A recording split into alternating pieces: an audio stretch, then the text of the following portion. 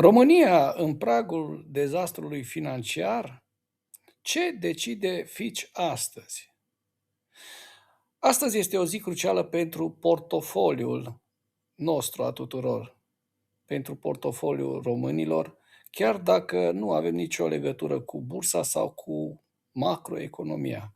Aș mai spune eu, este o zi foarte importantă, crucială pentru portofeliul și pentru portofeliul fiecăruia dintre români.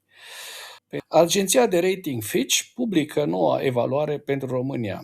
Sună plictisitor? Ei bine, nu este deloc plictisitor.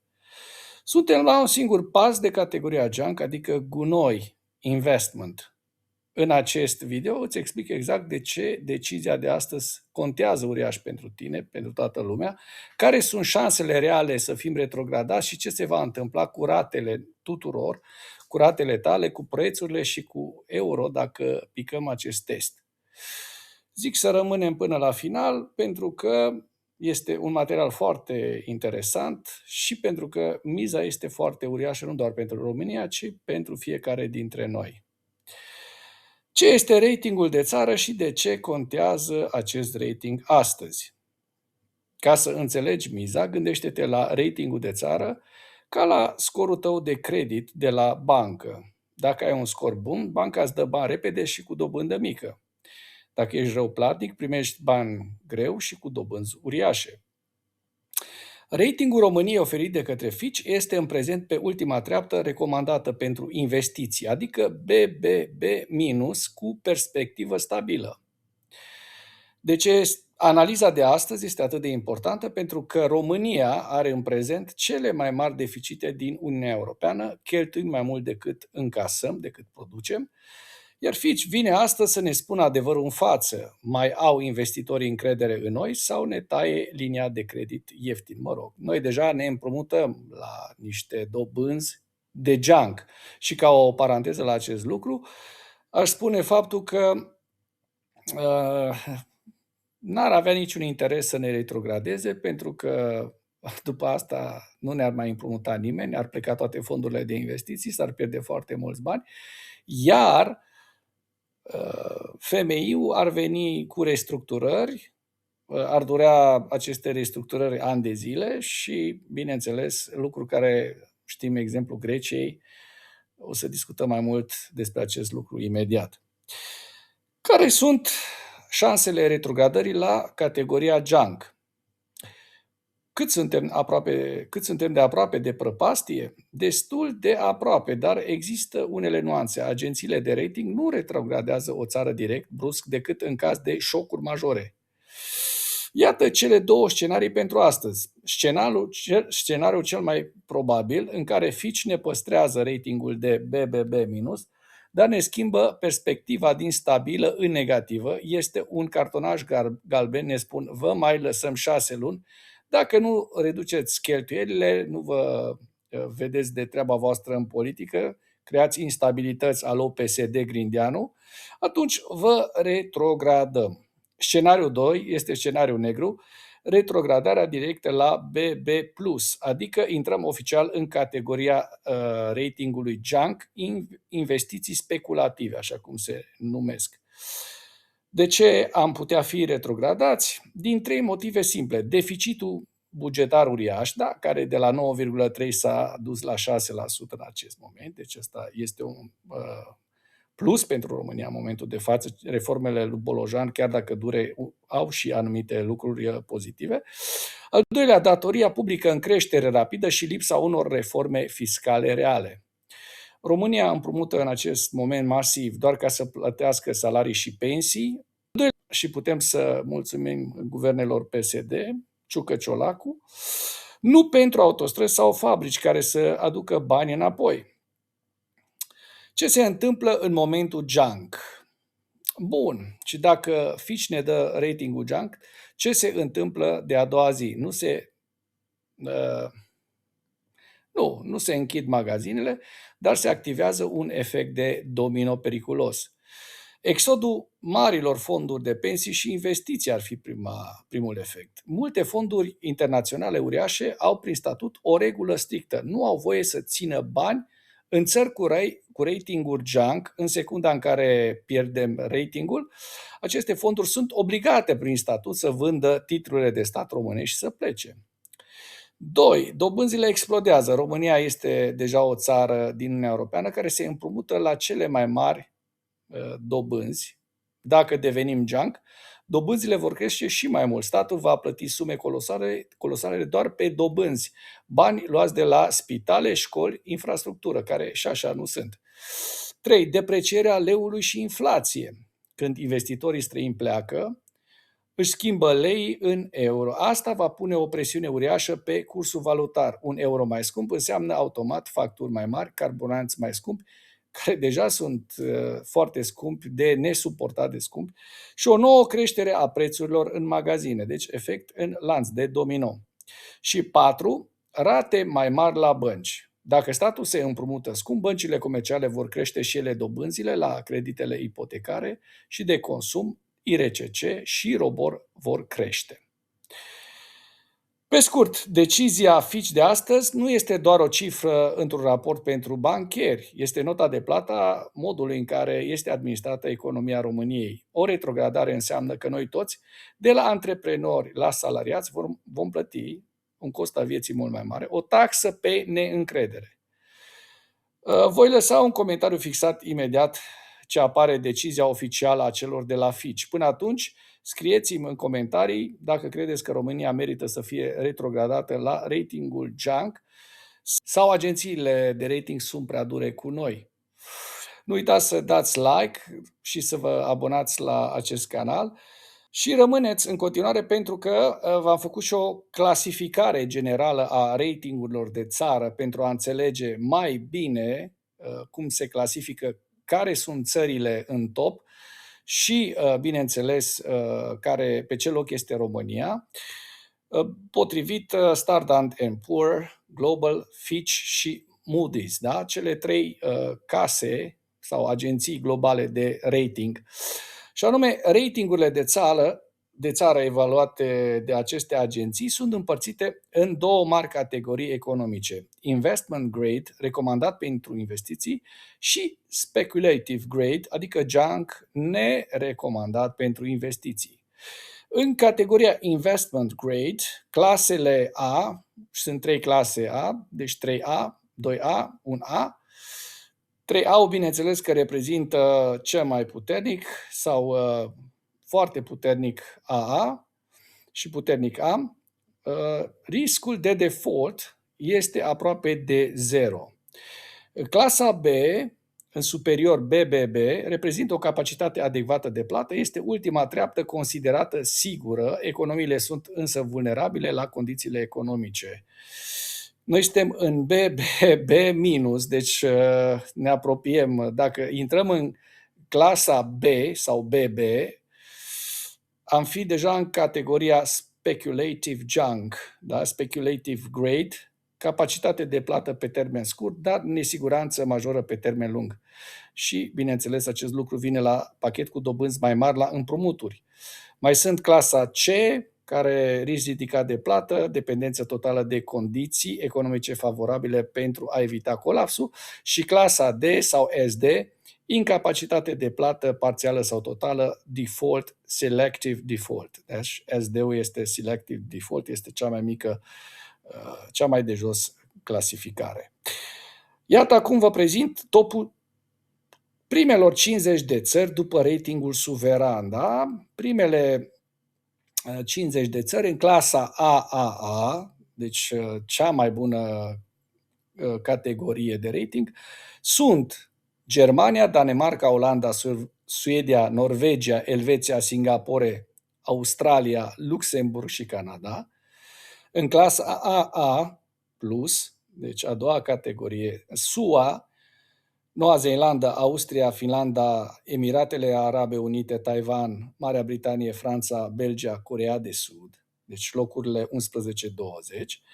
Locurile 21-30 în clasa A, deci AA fără plus, Qatar, Irlanda, Cehia, Israel, Japonia, Arabia Saudită, Spania, Chile, Estonia și Lituania.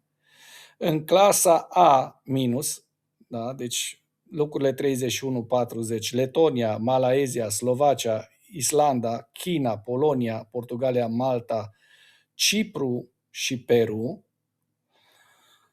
Și în BBB+, noi suntem pe BBB-, da, BBB+, locurile 41-47,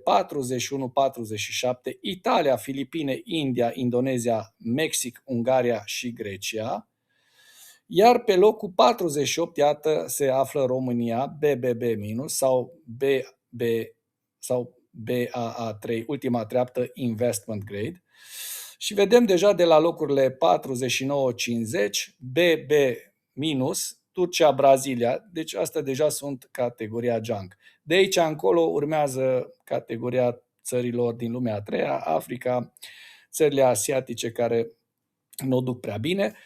Deci, considerentele cheie de risc, România aflându-se pe locul 48, poziționată exact pe ultima treaptă din categoria recomandată investițiilor BBB-, o singură retrogradare ar împinge țara în categoria speculativă, junk, crescând masiv costul împrumuturilor publice.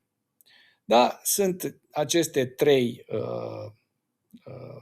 trei case de rating care, dacă ne-ar retrograda, ar însemna o prăbușire a României, care ar declanșa o reacție de domino în lanț extrem de agresivă în întreaga economie, chiar din primele ore. Deși termenul junk nu înseamnă falimentul imediat al statului, pierdem statutul de investment grade, care acționează ca o barieră legală și psihologică pentru capitalul global. Iată cum ce s-ar întâmpla de la orele 6-18 de astăzi de vineri, când se anunță oficial acest lucru. Ar exista o panică masivă pe piețele valutare. Dacă agenția Fitch ar anunța decizia de retrogradare de la BBB- la BB+, principalul motiv invocat fiind pe bună dreptate încă deficitul destul de mare, instabilitatea politică și creșterea economică aproape de zero prognozată pentru această perioadă, ar exista un atac pe cursul de schimb, deși piețele de acțiuni deja sunt închise, pe piața interbancară internațională începe vânzarea masivă de lei, leul se depreciază brusc, iar BNR-ul, Banca Națională a României, este forțată să intervină masiv din rezerva valutară luni dimineața pentru a evita prăbușirea monedei sub praguri critice.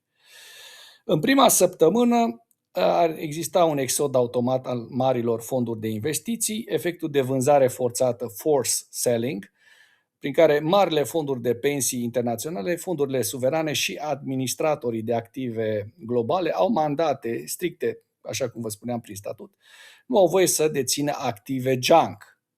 Prăbușirea obligațiunilor, aceste fonduri încep să vândă forțat toate titlurile de stat emise de către România pe care le dețin. Prețul obligațiunilor se prăbușește, ceea ce înseamnă randamentele dobânzii care cresc vertiginos. România, care deja se împrumută la cele mai mari costuri din Uniunea Europeană, undeva spre 7%, 6,57%, vede dobânzile pentru noi credite sărind instantaneu spre 90%, deci ar fi un dezastru.